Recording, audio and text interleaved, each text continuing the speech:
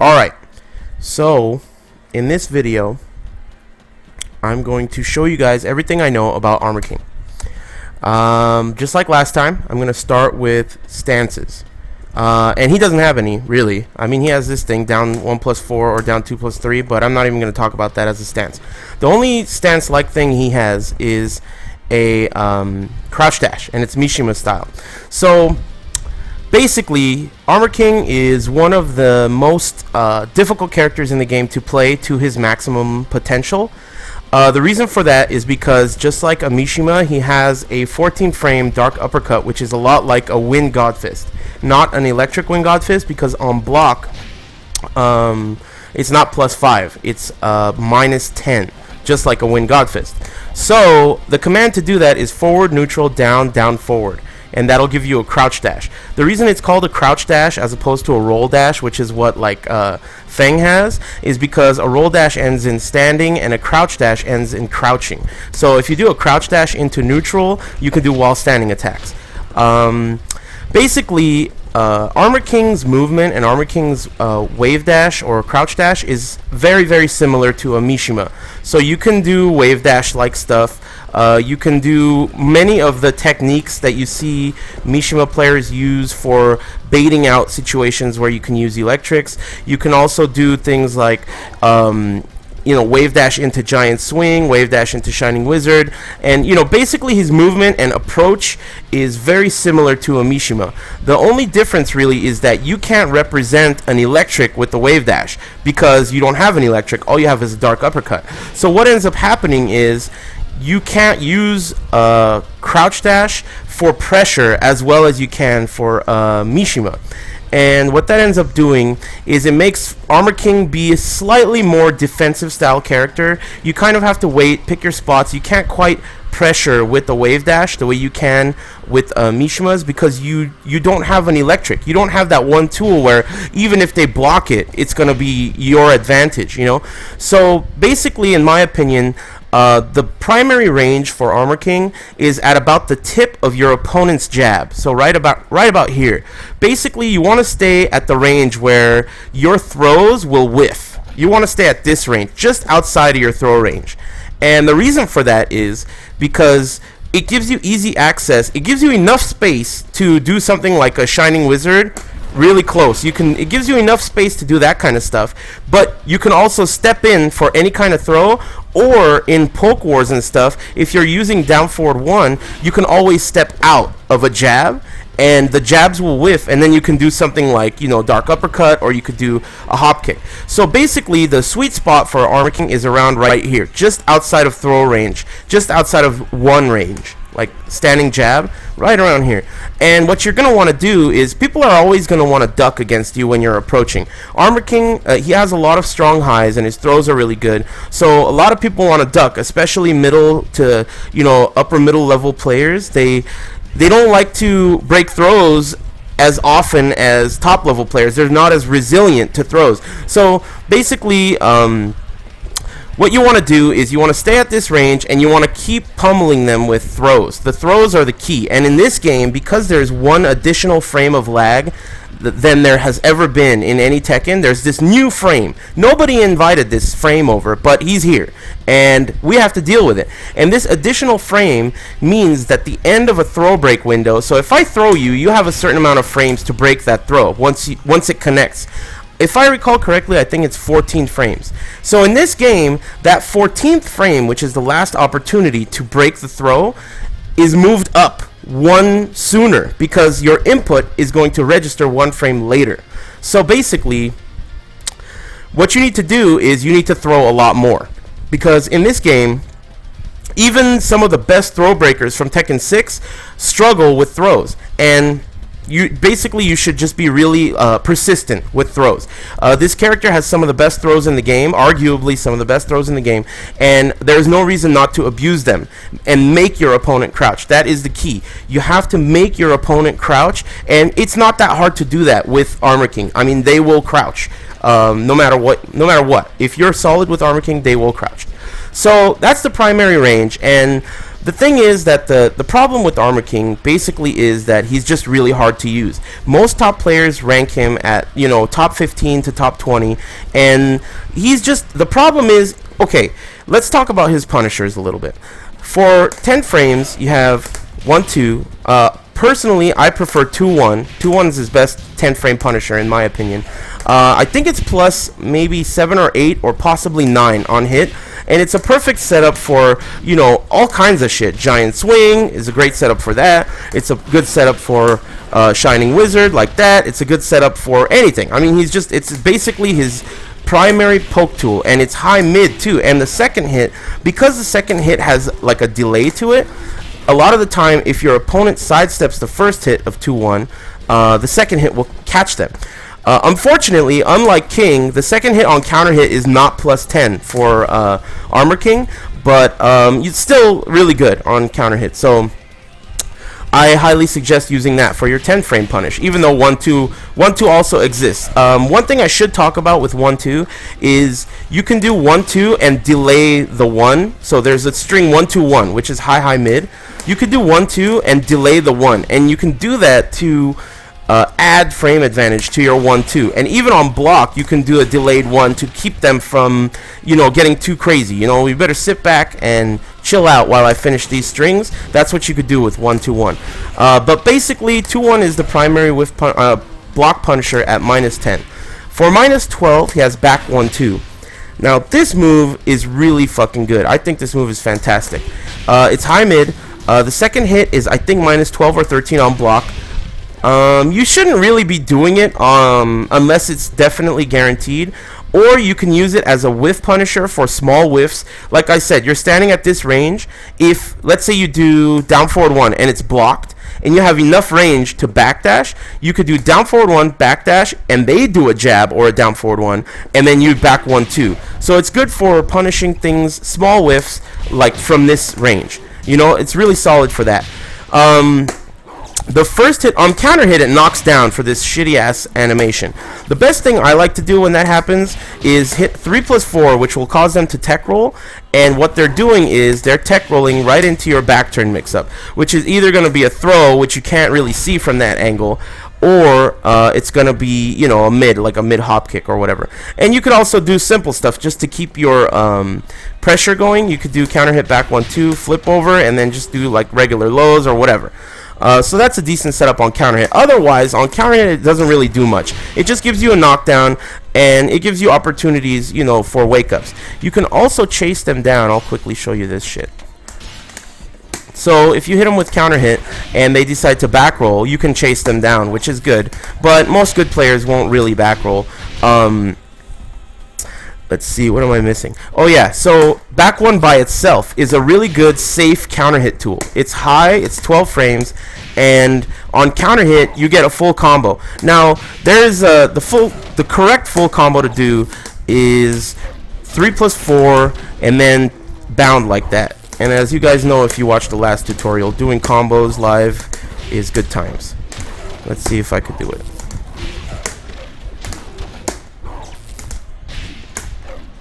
There we go. Eddie Boy Mang. Alright, I'm unplugging that shit so I don't get distracted. Alright, there we go. So, it's a good counter hit tool. It's really good. I think that you should be cautious with the second hit. Oh, one thing that I should say about back 1-2. Before in Tekken 6, the gap between the first and second hit there was a bigger gap. So let's say you accidentally whiffed back 1, the 2 would come out kind of at this speed that would get a counter hit really often.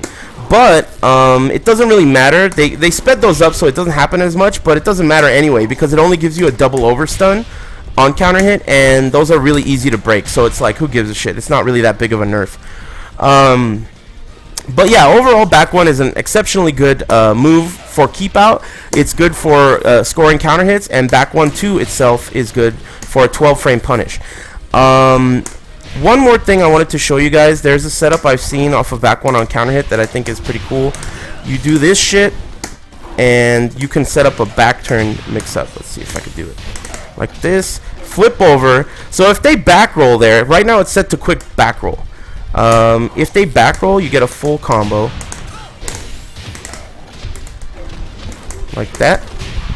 It didn't combo there, but you can combo that with the 3+4, back turn, down 1, crouch cancel, down 2, and you get a full combo there. Now, if they try to tech roll,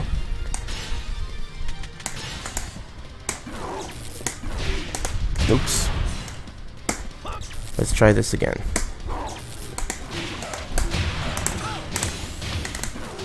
So if you do the 3+4 and they tech roll, you're in the situation where you could do back turn grabs again, and they're unseeable basically. So that's what's so good about that setup. 3+4, it hits on the ground, and it will often pick up a back roll. And if they tech roll, even though it's like your side turn, you're still technically back turn. And what happens is you end up getting a back turn throw mix-up, which is really good. Moving on. So after 12 frame punishers, I think, what does he have for 13? He doesn't really have anything. I think this might be 13, but actually it may not. It may be 14. But for 14, basically he has the easy, easy mode punish, which is shoulder, and then he has dark uppercut. So first of all, I'll talk about shoulder. His shoulder obviously is very unsafe. It's probably -16 or 17. It's at least launch punishable, so you have to use it exactly when you need it. The good thing about this shoulder is that it has great range, and it also has a big, huge hitbox. So it's really hard to avoid. It's hard to go under with, like, bullshit characters that go under shit. It's just a very good shoulder overall. It's 14 frames. It does good damage. It wall splats, and it knocks down in a way where when they tech roll, you have time to run up, and by the time they recover after the tech roll, it's really advantageous. The shoulder command is forward 1+4. So that's how you do his shoulder. Now, if you are one of the rare people, one of the few people in the world that can consistently do dark uppercut in 14 frames, then that is the 14 frame punish of choice. It is high, so let's say you block something that's -14 but recovers in crouch, you can't use it for punishing that. But it is his primary launcher. It's really, really good. Like I said before, it's like a electric. It's like a wind god fist. It's not like an electric. So let me talk a little bit about this move. This move is extremely important. It's your primary whiff punishing tool. You can do it from even up to this range if you have a nice deep crouch dash, and it's just very useful. This is pretty much like, as an Armor King player, this is the move that you're always going to have on your mind. And in practice, this is the move that, all these Armor King players, they come up to me and they say, oh, I want to practice wave dash and all this shit. But really, to be honest with you, as cool as the concept of wave dash is, and my one-player wave dash is shitty, but as cool as that concept is, wave dash is really pretty outdated. Like, it's a Tekken Tag 1 technique, and it's not really that good in these games. With the Mishima characters in this game, it's pretty good because of the electric. But the problem is, there is no electric for Armor King, so you can't really pressure with it that much. You can use wave dash in a way where you're using it to approach, but you're like really ready to hit the brakes on it. But you can't really use it the way, like, it's of course usable, but if you're seeing an Armor King player pressure the fuck out of someone for an entire match with wave dash, all it's telling you is that the other guy is really shitty, because you cannot pressure with the wave dash the way you can with Mishima. So if you're stuck on the idea of, oh, I want to learn how to crouch dash and wave dash and do all this dope stuff, forget it. It's not going to help you get better. It's just going to make you look cool, and you're not cool, so you don't want to look cool if you're not cool, and the best way to look cool is win. So focus on the winning strategies with this character, and you definitely will improve. Things like wave dash, that kind of stuff is like supplemental, and you should worry about it once you already know about the character, once you already know the basics and all that stuff. So yeah, basically dark uppercut, I can't stress enough how important dark uppercut is. It's your primary tool for punishing. If you're a gangster, it's 14 frames for block punishing, and basically it's super good. It's really good. It's also tag bufferable, which I should mention, which is really fantastic. Let's see. So that's 14 frames, and then for 15 frames he has a hop kick.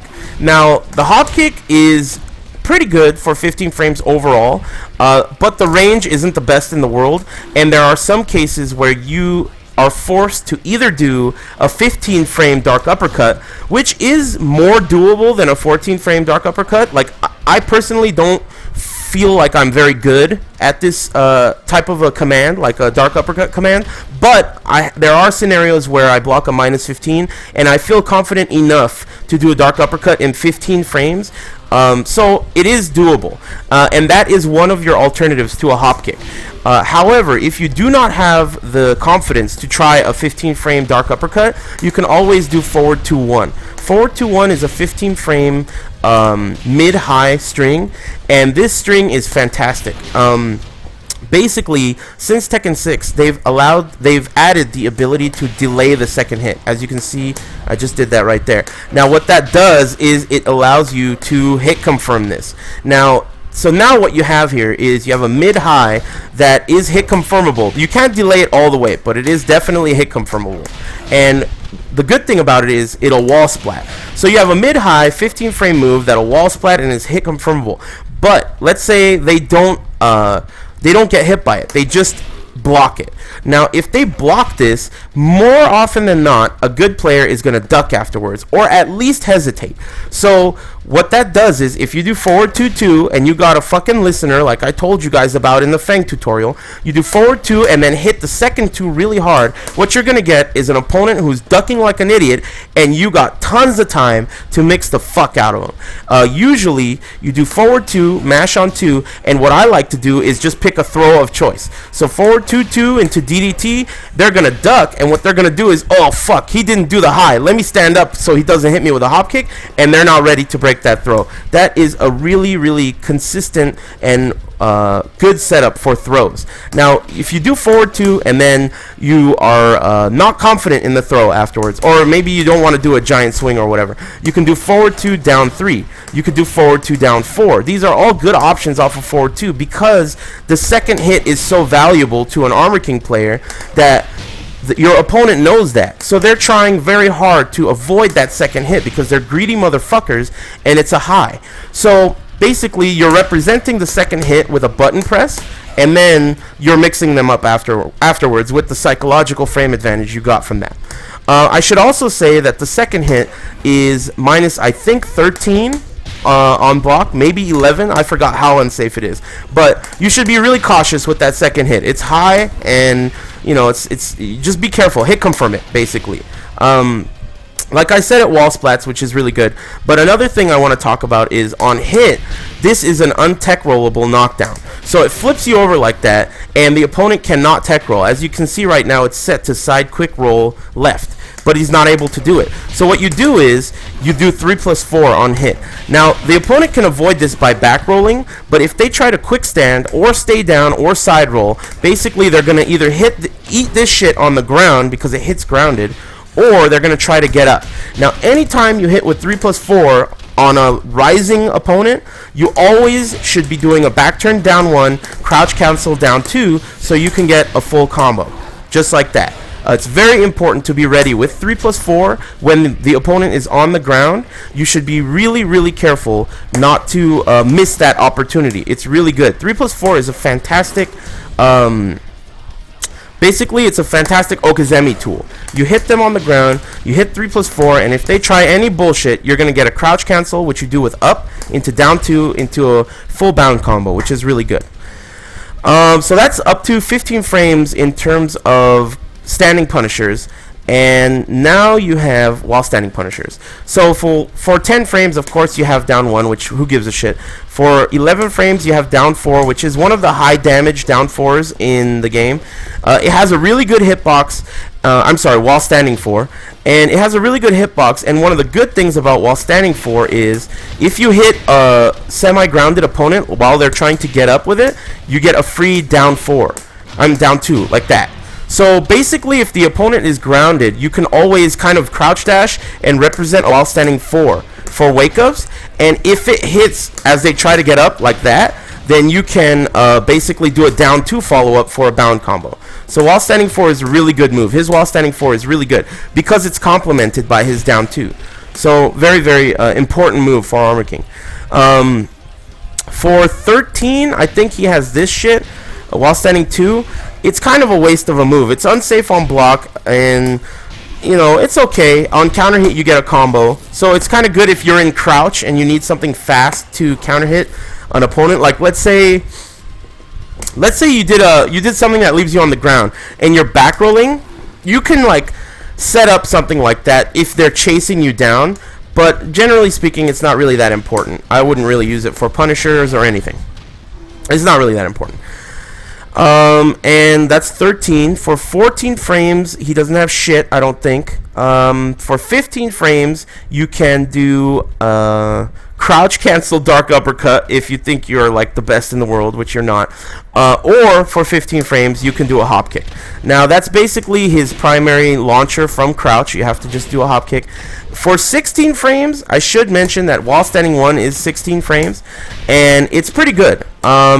The thing that I think is important about this move is that it's an elbow, so that it can't be parried, and on top of that, it tracks completely to Armor King's left. So if you're in crouch and you need something that's going to track to Armor King's left completely, that's the move that you use.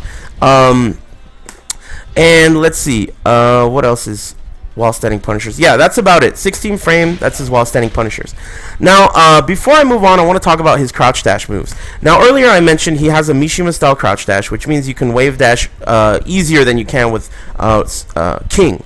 But it's not really that important. However, his crouch dash in general and his ability to whiff punish is really important. So this is your primary range, as I mentioned before, and the reason for it is if your opponent's getting too out of control with all the bullshit, you can move with one backdash to this range, and at this range you could do all kinds of great punishers like crouch dash 1, crouch dash 2. You could do back 3 from this range. You could do shoulder from this range, which is really good. You can do forward 4. You could do forward 2, and all these great options from this range. And to get into this range, all you had to do was backdash 1 time from this range. So basically you're staying in this range and you're using that one backdash to create the whiff, and then you're punishing with it.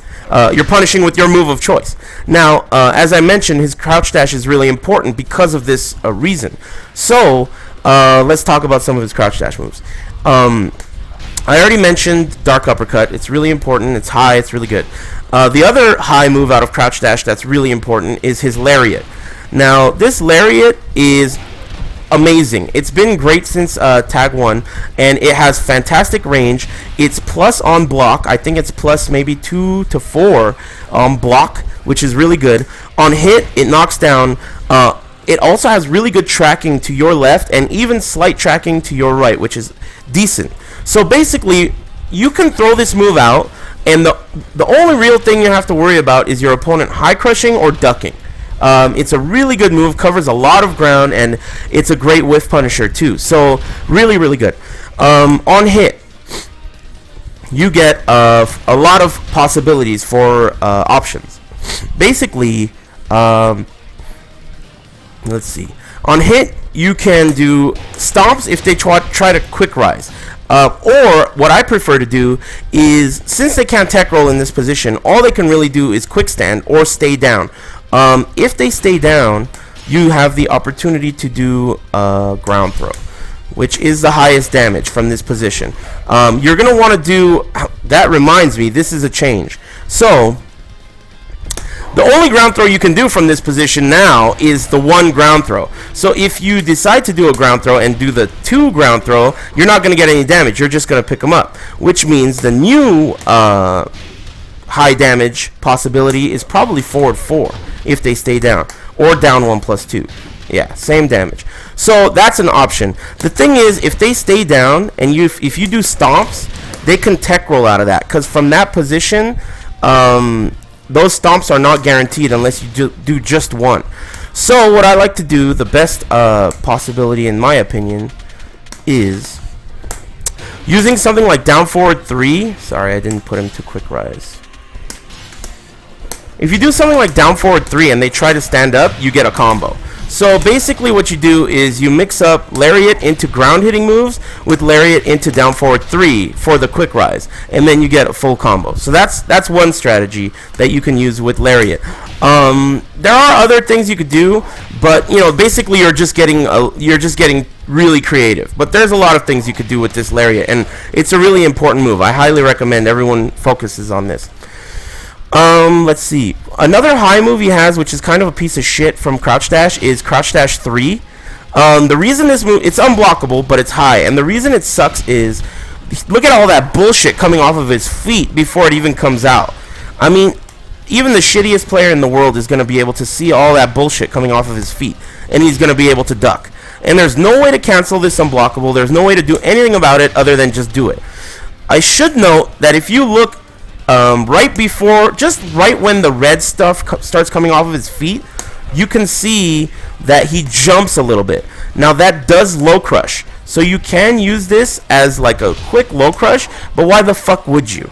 I mean, just crouch dash and a hop kick and save the day, you know? So basically this move's a piece of shit and it's not really worth doing. Another move from crouch dash is crouch dash 4. Now this move is important. It knocks down on regular hit and it gives you a free shoulder that they can't tech roll. So basically this is your primary mix-up from crouch dash if you're trying to deal damage. Now the other mix-up for lariat and dark uppercut, which is kind of what causes people to want to duck combined with your throws, the other mix-up is while standing 4. Now you have to be ready to just be crouch dash while standing 4 non-stop. Just like every time you're in their face, just while standing 4. Do not be scared of that move, because this is the move that's going to make them think, oh fuck, I'm going to have to start breaking these throws because this is just starting to get annoying. You know, I can't just duck. And that's why you need to do crouch dash neutral while standing 4. Very, very important. I think it's +5 on hit, so it gives you the opportunity to do like dope stuff like Shining Wizard afterwards or whatever. If you want to do a homing move, that's dope shit too. So crouch dash while standing 4 is probably one of your most important moves with this character. And because of that, and if you want to get a little more risky, or if there's a wall nearby, because this does wall splat, crouch dash 4 is really good. Now I should mention that crouch dash 4, which is this knee, is safe on block. So as long as it's not going to whiff and as long as you're in range, it's pretty solid. You know, just do it. You know, knock down, free shoulder on hit, it's good shit. Out of crouch dash, you also have your multi-throws. And I think these are also really important. The way you execute them is crouch dash 1+4 or crouch dash 2+3. They both look like 1+2 grabs, but you know, as far as I know, I think it's a mix-up. I'm going to double check that for you guys because I don't want to have false information. Alright, so let's see if that's a one break. Yeah, so that is a mix-up, just as I suspected. Basically, you have two throws here out of crouch dash that look exactly the same, but they are a different break. So crouch dash 1+4 is a 1 break, crouch dash 2+3 is a 2 break, and they both look identical. This is one of the reasons why people want to duck when you're wave dashing at them. The dark uppercut is a high move that's going to launch, does a lot of damage. Lariat is a dangerous high move that gives frame advantage, knockdown on regular hit, and tracks really well. And then you have these bullshit throws out of crouch dash. Now, out of crouch dash, you also have the ability to do giant swings. So you could do crouch dash giant swings, you could do crouch dash shining wizards, which is kind of tricky, and all kinds of stuff. Basically, your crouch dash becomes dangerous because of all the highs that you have available to you, which makes while standing 4 from crouch dash and crouch dash 4 really, really effective. Before I move on, I want to show you guys something with dark uppercut, since we're talking about crouch dash. So let's see if I can do this. Let's see if that worked. So basically, since dark uppercut is 10 frames, it can be punished. But if your opponent hesitates at all, you can duck under the 10 frame punish because it's only -10, and this game has that one additional frame of lag in it. So punishing -10 on occasion, even for a good player, can be difficult. So what that means is, if you do dark uppercut, you should either be trying to backdash safely by holding back afterwards, or duck while standing 4, or duck, and if you got a lot of balls, hop kick. So let me show you another reason why that's good. Even if you do punish the dark uppercut perfectly with a 10 frame punish, there are times and characters that cannot reach. Did you see that? This is Armor King, and Armor King does not have short jabs. He has average jabs, but that jab did not reach. Even if you are mashing it and you do it perfectly, sometimes a jab punish will not reach, which means that it's not over. If you get a dark uppercut blocked, it's not necessarily time for you to block. You know, you have some options. So remember that. Try to use dark uppercut at a range where it's shallow. If it is blocked, it's shallow. So if they try to retaliate, you can avoid their 10-frame retaliation. That's really important. Let's see. The last move out of crouch dash, in case I don't think I'm forgetting any, but crouch dash 1+2 is a really, really important move. I just realized that this green shit is going to stay on the opponent for the rest of this tutorial, which is kind of funny. But that reminds me, I should mention, if you hit with this move in the first round, your opponent is going to have green shit on him for the rest of the round. And this is not, this is available in just, it's not an item move. This is for real. So if you hit them with this shit and they got green shit on them the rest of the round, they're going to be pissed off. It's not something that you can easily block out of your mind, regardless of player. So this is definitely something that it's not the kind of strategy that's going to win you tournaments, but it's the kind of strategy that's going to show your opponent that psychologically you are aware. You're trying to affect him psychologically, and that's why I think one of the good things about this move. Another good thing about this move is that it's an unblockable high and it lingers. So let's say your opponent ducks because it's a high. Oftentimes they will stand up into it, and let me see if I can record this. So you can duck when you see it and then stand up into it. Now the dope thing is when they do that, you will be at more frame advantage than you would have been if they just stood up to block it. Now normally this is like +9 on hit, so you don't get anything free ever. Let's see if I turn this on to guard all. So no matter what you do, you're never going to get a free hit after this unless you do it on shallow hit. Now if you do it on shallow hit, which is right around there, and there's a wall nearby, you get +14 on this. So if your opponent's back's to the wall and you hit with this on shallow hit, which means if it hits like that, like from far away, or if it hits a late standing opponent, so if they duck and stand up into the mist, you get +14. What that means is with the opponent's back to the wall, you get a free shoulder, you get a free back 1-2 if you don't want to take any big risks, which is what I like to do. Back 1-2 is a little bit safer. Or you get a free 2-1, which is also safe. Or if you're a gangster, dark uppercut. Remember, 14 frames. So this move is exceptionally good. I think one of the main reasons it's usable, one of the main places to use it, is to finish the round when you have a sizable lead. Because usually your opponent is going to be like, oh, fuck, this guy's about to kill me. And you're pressuring him, whatever, and then you all of a sudden do this shit. They duck it, they stand, and they're fucked. The funny thing is, even if they duck and then they stand up into the mist, but the mist is disappearing, because just as it's disappearing, it's not active anymore. Like, even though it's still visible on the screen, they can stand up into it and walk into it. So just as it's disappearing, they'll stand up into it, but they'll like hesitate because it's still on the screen. So you can still continue your offense, or you can back up to a range where you're safe because of the lingering smoke from the bad breath. So I think it's a really usable move. I think it's pretty good. That's pretty much it for crouch dash. I hope I'm not forgetting anything. Let me look at some notes I have put aside here. Yeah, I think that's about it for crouch dash. I went over punishers, and the next thing I'm going to talk about is his throws. So because his throws are so important, I think before I move on with this poke game or anything else, or cover any of the other moves in his move list, I think the throws are key. So we already talked about the chain throws, which are good because they look exactly the same out of crouch dash, and the break is either 1 or 2 depending on what you did, 1+4 or 2+3. But there are other throws with this character that are extremely important. The number one primary throw with Armor King, the number one throw is Giant Swing. Without a doubt, without question, this throw is extremely important. It is as fast as a jab, which means it's 10 frames. So Giant Swing is a 10 frame throw. It looks like a 1+2 break, but it is a 1 break. It will wall splat for like a shitload of damage. I think like 75 or 80 points. If the opponent tech rolls, it does 45 points.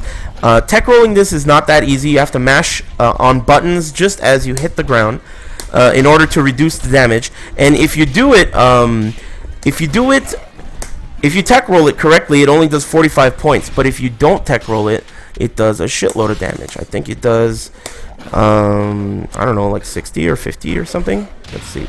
65. So that's a ton of damage. There's really nothing you could do about the tech roll or non-tech roll other than throw them into a wall. So basically in open ground, you just throw them and you just hope that they don't tech roll. And it happens more often than not. So yeah, 65 damage. It's a fantastic throw. There are countless setups for this throw. Now, you may be thinking, okay, well, everyone knows about giant swing, and good players are always going to break it, knowing that it's a giant swing. Now, the thing is, since it's 10 frames, you have to remember that you can use giant swing as a counter-hitting tool.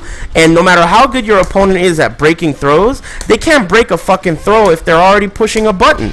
So, definitely, you know, it's something that you should use for your poke game, especially off of situations where you are scrapping with your opponent and you know they're going to retaliate. So anytime you're at frame advantage, basically, giant swing is really, really important. I cannot stress enough how important this move is. I mean, it's like basically it's the throw that everyone is afraid of against King or Armor King. So in order to make this throw extremely dangerous, you have to learn how to do it from crouch. This is what I think is the cheap shit with Armor King. He has moves like down 4. So down 4, this is a great low, and it leads to crouch. Now the problem is, it's like -1 on hit. So you can't really follow up even with a wall standing 4 afterwards because you'll get interrupted. But what you can do is you can follow up with a crouching giant swing, which takes some practice. Here, I'll do it from 2-player for the purposes of this tutorial. But crouching giant swing is really good. The way you do it is just you buffer the entire command into your recovery of your move. So let's say you're trying to do down 1 into giant swing, right? You buffer the entire command into the recovery of the down 1, and then what you do is you set it up so that the last part of the command, here, I'll turn on command, whatever the fuck it's called, so you guys can see what I'm doing. No, that's not it. Command history. So this is the command for a giant swing. Forward, half circle forward, +1. So that's the command. Now, in order to hide it into full crouch, you do the whatever move you want to do, like down 1, and then you hide the entire command of the move into the recovery of down 1. So when you recover, you're hitting forward +1 at the same frame. That's the key. You have to hit forward +1 at the same exact frame. That's what makes this a little bit hard to do. So down 1 into giant swing is extremely fucking cheap, because if you think about it, giant swing is a 10 frame throw, right? So let's call it a 10 frame low that's breakable, right? So this 10 frame low can come from crouch if you do it correctly. So down 4 into giant swing, again, I have to do it on this side because it's a little bit easier, is really fucking cheap because you're at -1 after down 4 on hit, and when you do the giant swing, it's 10 frames. So that means -1 plus 10 frames, you're at 11 frames. You're doing an 11 frame move. If they even try to move forward, let alone jab or whatever, you know, do a retaliation after down 4, you know, I'm fucking it up a million times, but you get what I'm saying. If they try to fucking do anything after down 4, your giant swing is going to definitely catch them. It's a great setup. You can also do giant swing off of this shit. So okay, I'm getting ahead of myself. Giant swing is extremely fucking good, right? And I just explained to you why it's so good, because of its speed, because of its double arm animation, and because it does a shitload of damage. You can throw them into the wall, and most importantly, you can do it from crouch. Now, the thing is, Armor King has full crouch, down back, 1+2, the iron chair. Now, iron chair is a fantastic throw because it's a 1+2 break, and if you're doing crouching giant swings, the opponent is going to be pissed, basically. So what you do is you do giant swing, generally whatever, but if you're going to do crouching giant swing, you can mix it with his iron chair, which looks the same but is a 1+2 break. So that's your full crouch throw mix up right there. And you have a ton of moves that go into full crouch, like down 2. Down 2 is a great move that goes into crouch, and you can definitely giant swing after it. It's really good, just like that. On block, that's -1. So if they're going to do something like wall standing 4, that's going to trade with your giant swing. So, which is not good, but anything other than a wall standing 4 or a crush move, and they're pretty much done. If they try to sidestep, giant swing's going to hit them because they're at too much disadvantage usually. So yeah, giant swing from crouch, really fantastic. Now, the problem is none of King's other throws are available from Armor King's other throws are available from crouch without a crouch cancel. So basically, your main mix-up is going to be giant swing from crouch or iron chair from crouch. Now, as far as standing goes, other than giant swing, the second most important throw in my opinion is Shining Wizard. The way you do that is forward, forward, forward, 2+4. Now, Shining Wizard is, or Shining Black, I think it's called for him, is a 10 frame throw as well. However, unfortunately, you cannot do it in 10 frames because the command is forward, neutral, forward, neutral, forward plus grab. So basically, each one of those commands is going to occupy a frame. The first forward can be hidden in the recovery of a move. So you can do just you could do any move and then hide the first forward in the recovery of that move. So if you look at this command history right here, you can see that I did the 1, and immediately after the 1, just as it's recovering, I hit the first forward, and then you hit forward, forward, and then plus 2+4. Now this throw, even though it's 10 frames, the fastest way to do it, I think, is, let me see, I think it's like 13 or 14 frames if you do it really fast. 10, yeah, 13 frames if you do it really fast. So it looks like right there it looks like a 1+2 grab, but it's so fast, and if you do it really, really quickly, it can look like a giant swing. So it's really, really good for that. I'll show you a couple of wake up scenarios with that, just because it has unique wake ups. It leaves you both on the ground like that. So what I like to do, and this ties into the giant swing out of crouch. So basically, if you do Shining Wizard, you can roll forward at them, representing cross chop. So, of course, they can hit you to kick you or whatever on the way there. But usually, they'll try doing some bullshit, like either quick rise or side roll to quick rise or back roll. So if you hit with Shining Wizard and you roll towards and they try to quick rise, you can do a forward roll into giant swing. Another good thing about giant swing from crouch is you could do back roll into giant swing. This recovers in crouch. So back roll to giant swing is really good, especially if they're trying to like chase you down. You have a 10 frame retaliation for them. Normally, the only 10 frame attack you have from crouch is a jab, crouch jab. So this is a high 10 frame attack that has good range that you're doing off of a back roll, which is really good. Again, you have to do the crouching giant swing in order to do that. I think the crouching giant swing thing is really important. You should practice the fuck out of that, because compared to wave dashing, everyone's always like, oh, let me wave dash with Armor King. I'm improving my wave dash. Wave dashing is, who gives a shit, man? It's not going to win you tournaments. It's not going to get you a win. I mean, it's not going to get you anything. It's doing 1 or 2 wave dashes is okay, but just wave dashing is a show-off technique, basically. With Mishimas, it's a little bit more valuable, but with Armor King, you should be practicing crouching giant swing. It's so important. Crouching giant swing, can't stress it enough. It's going to piss people off. So, anyway, moving on. We talked about Shining Wizard. There are a ton of options for that. You can also, for wake-ups, you can also do a quick stand yourself and just do another one. A lot of people won't break that, because since you're doing forward, each time you hit forward, in Tekken, each character has a natural, inclination to go look at the opponent, as in, so let's say I'm off axis off of something. Like, let's say, I'm just at a bad axis. No matter what, if I tap forward, my character is going to realign to the opponent. So every time you tap forward, then your character naturally wants to face your opponent.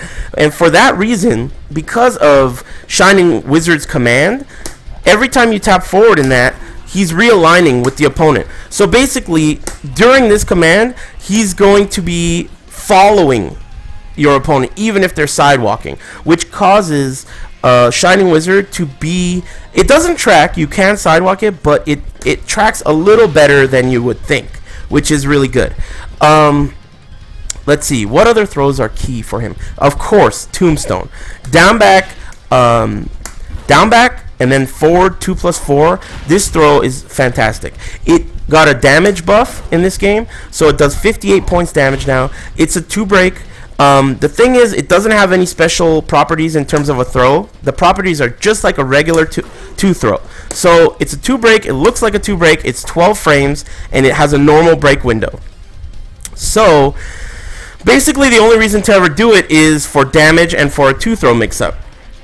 But what I can tell you, a little trick is, because the command is down back to forward 2+4, what you can do is you can Korean backdash. So Korean backdash, I'm not going to go over how to do it because it takes too long. But if you're Korean backdashing, all you have to do is hit forward plus 2+4, and you get a giant, you get a tombstone. No matter what. So if you're backdashing, and let's say your dumb opponent is like a lay player, and this faggot's doing like a razor rush right from here, and you start backdashing out of the razor rush, it's coming towards you, and you're backdashing. You backdash out of all 4 of the punches, and now you have to deal with the mix-up at the end. You can just do forward 2+4 to counter hit him with the tombstone out of the last hit, and that is something that can be really hard to break, because you're representing defense by moving up. I mean, moving backwards, but then quickly forward 2+4, and they're gonna get counter hit by the tombstone. So that's really good. Because of the command of tombstone, you can do it out of a Korean backdash really easily. So yeah, tombstone is really good. I already talked about iron chair, that's really good. And then DDT. DDT is really important too. It does, decent damage, I think 45, and the key is it's a 1+2 break. And 1+2 breaks are kind of hard to come by with this character. So unless you're going to try and do Shining Wizard, which requires a little bit of premeditated, you have to kind of be ready to do a Shining Wizard, this is your 1+2 break throw from standing. It's a really good throw. It looks just like Giant Swing, which is really good. And it's just fantastic. It leaves you both on the ground. If you decide to do a get up 3, I think the opponent has time to get up and block it. Yeah, just like that. So you have to be careful about your get up 3. A lot of the time the opponent will try to back roll, so you have some opportunities to chase them with a forward roll. So like this, if they back roll, you can forward roll and then do your get up 3. Just imagine the opponent back rolls like this. You could do your get up 3 like that. However, other than that, the wake ups for this throw are kind of shitty. You also have, I noticed in the chat, Moose mentioned this throw, quarter circle back, 1+2. Personally, I don't like this throw at all. I think, excuse me, I think that this throw, the command for it is really weird. Tekken has had a few throws in the history of their game that the command just fucks up sometimes. And I think it's because, I don't know the explanation to it, but this command for this throw, sometimes you're going to get a fucking back 1+2, and that's what drives me crazy about this throw. I do not want to hit back 1+2. This move is just terrible. So personally, I don't like quarter circle back 1+2 because you end up getting a back 1+2 sometimes. I prefer DDT, but it is a good throw. It has better wake ups than DDT. It's slower than DDT, I think. It looks the same, but I think DDT is 10 frames. I may be wrong about that, but it is an option. With King, you definitely should use it if you're a King Armor King player. And King Armor King happens to be the most popular team in the entire world, based according to Tekken Net. So I'm sure some of you Armor King players are King players. And if you are, this is a good throw if you're teamed with King. But personally, I don't use it very often. I don't like the command for it. I would much rather either do, one of his other throws, in my personal opinion. As far as other throws go, I can't quite think of any that are really key. But those are the main throws, basically. There are some with that come with positioning, like if you want Down forward 2+3 is a decent throw because it's underused and it leaves the opponent face up, feet towards at the wall. From this position, if you do, let's see if I can grab them real quick. I'll just turn this off.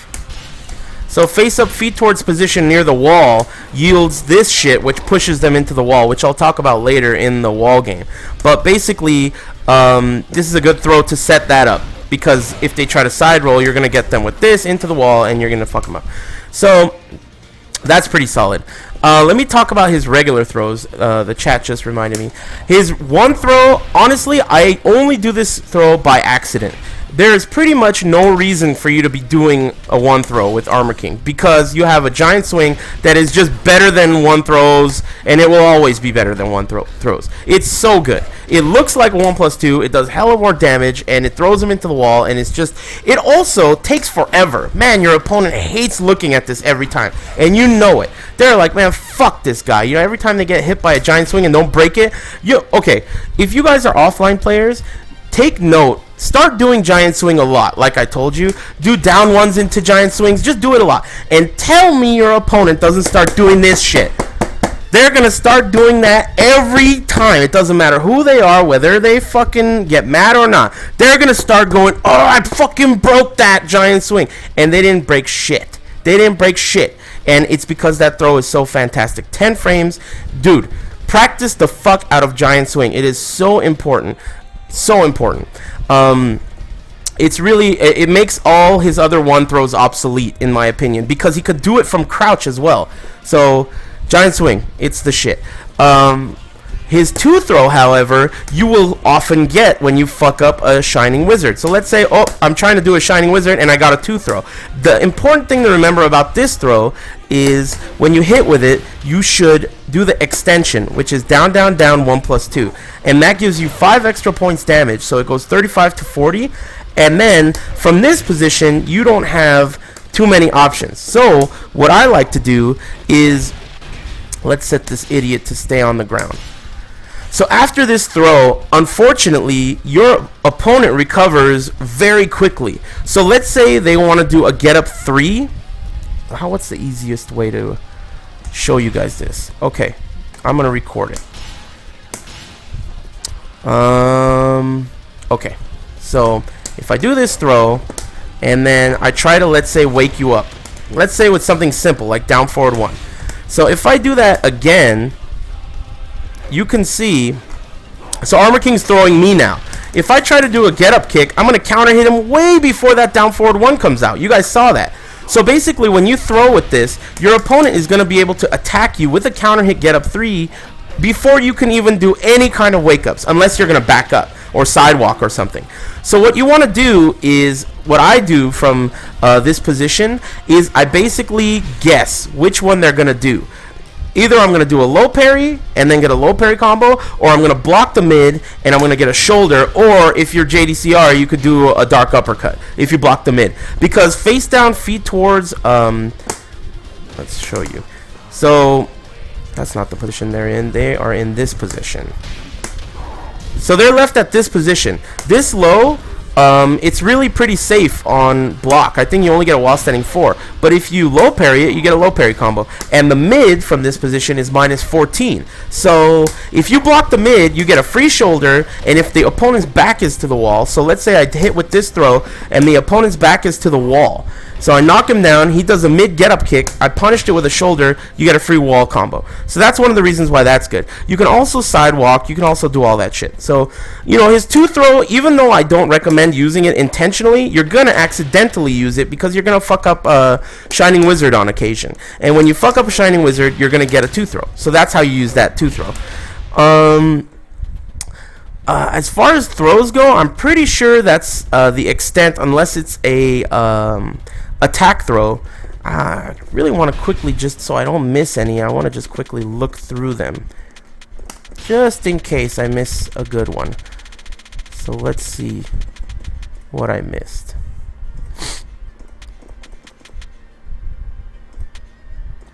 Pretty much nothing. Shining Wizard, Iron Chair. He has crouch throws, which are kind of like whatever. I mean, in my opinion, if you're going to do a crouch throw, you know, You might as well do a fucking mid. Why are you being a pussy? You know? Crouch throws. Okay, so he has crouch throws. I'll set him to crouch and I'll show you that shit. But